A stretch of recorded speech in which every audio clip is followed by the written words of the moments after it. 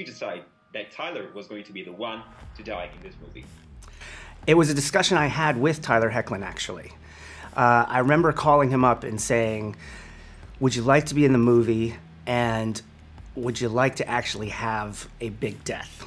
I said, it's a movie, we've got to go for it, and we're passing the torch on to a new younger character, and I don't know, it just seems like the right time. And he was sort of iffy about it at first.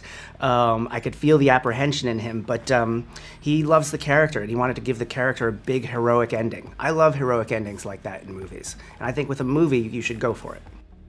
Absolutely, and you did. Now, was there ever a storyline for Styles? Had Dylan O'Brien had decided to come back, and does the offer still stand for the future? Yeah, we had been working on a story for Dylan, actually. When all the cards were still on the table, we had been throwing around a lot of ideas. There was a moment where Dylan thought he might do a cameo or a certain number of days, but then when he decided that he had basically been done playing that character, we said, all right, well, we've got a lot of characters here too. We've got 20 main characters. We can move on. And it gave us also the opportunity to introduce a few new ones. So we miss him, but Teen Wolf is a big world. Absolutely, it is for sure. So if he had been in the movie, what we may have seen? Could you tell us about more? Oh, if he had been in the movie, we would have definitely seen the progression of his relationship with Lydia.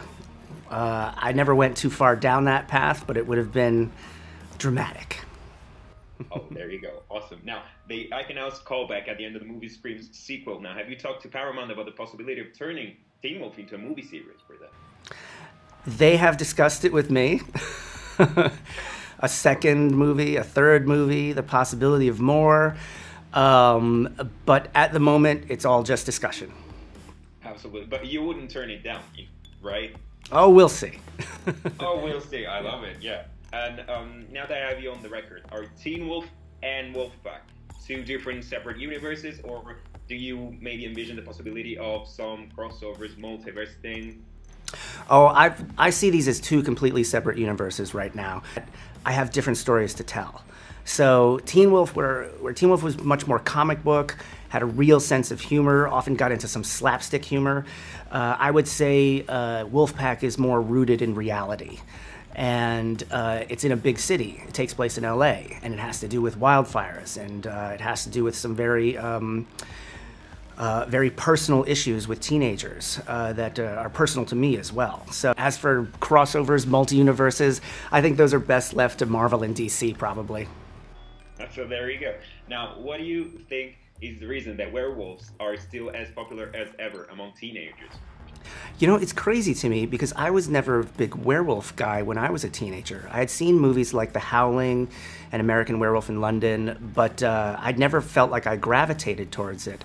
But the metaphor is such that I think the metaphor is so powerful for a teenager especially, to feel as though there's this monster rising inside you and you're not in control of your body, and this wild animal is always constantly taking control. It just seems like such an apt metaphor. Maybe that's why teenagers do feel such a connection to it.